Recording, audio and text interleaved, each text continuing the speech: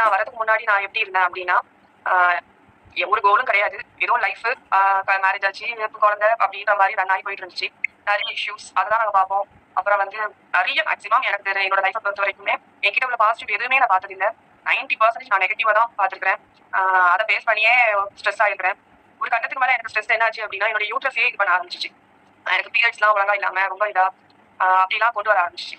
அல்ஹம்துலில்லாஹ் இந்த class attend பண்ணோனே first டேயே சுப்ஹானல்லாஹ் எனக்கு வந்து அந்த குரல் அதான் சொன்னேன். அந்த குரல் வந்து ஹார்ட்ட டச் பண்ணுச்சுன்னு சொல்றேன். அந்த நான் அமைதி கிடைச்சுச்சு. ஆ நான் வந்து இவ்வளவு நாளா நான் என்ன பார்த்ததே கிடையாது. ஆ உண்மையாவே நான் வந்து என்ன லவ் பண்ண ஆரம்பிச்சேன். அல்ஹம்துலில்லாஹ். அப்புறம் தான் நான் அல்லாஹ் இடத்துல வந்து அல்லாஹ் எனக்கு இவ்ளோ சுப்ஹானல்லாஹ் இவ்ளோ விஷயங்கள் ரப்பல் ஆலமீன் நமக்கு சொல்லி வேணாம்.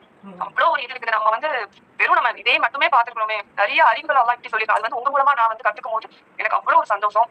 எக்ஸர்சைஸ் பண்ணியிருக்கிறேன். அவங்க கன்டினியூவா பண்ணதில்ல. ஆனா அந்த குர்ஆன் வசனத்தோட பண்ணும்போது சுப்ஹானல்லாஹ் ரொம்ப சந்தோஷமா இருந்துச்சு. ஆ அப்புறம் என்ன சொல்லலாம்னா, ஒரு சுறுசுறுப்பு நீங்க சொன்ன மாரி ஒரு தூங்கி எழும்புவேன். ஆனா வந்து ஒரு ஃப்ரெஷ்னஸே இருக்காது. ஒரு டயர்ட்னஸோட தான் இருப்பேன். ஒரு இதாவே என்ன பார்க்குறவங்க எல்லாருமே வந்து எப்படி கேட்பாங்க, "என்ன செய்யுது உனக்கு? என்ன பிரச்சனை?"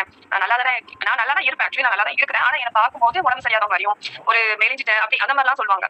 ஏன்னா என்னோட மனசு வந்து ஒரு ஹாப்பினஸ்ல இருந்தது கிடையாது. ஒரு இதாவே தான் இருந்தேன்.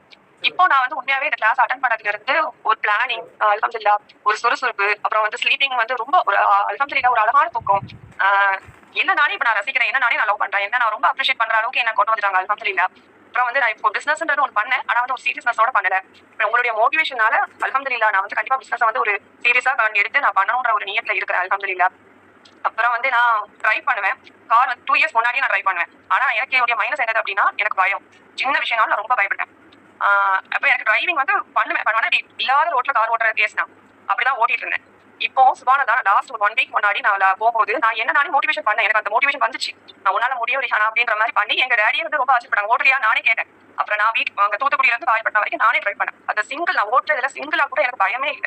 அல்ஹம்துலில்லாஹ் வந்ததுக்கு அப்புறம் நானே எப்படி நான் ஓட்டுனேன்ற மாரி ஒரு செகண்ட் ரொம்ப இது பண்ணேன். அது ரொம்ப எனக்கு இந்த கிளாஸ் மூலமா தான் அந்த மோட்டிவேஷன் வந்து எனக்கு வந்துச்சு. அப்புறம் எனக்கு இப்ப வரக்கூடிய நெகட்டிவ் தாட்ஸ வந்து நான் சடனா அத நான் பாசிட்டிவா நானே மாத்திக்கிறேன். அல்ஹம்துலில்லாஹ்.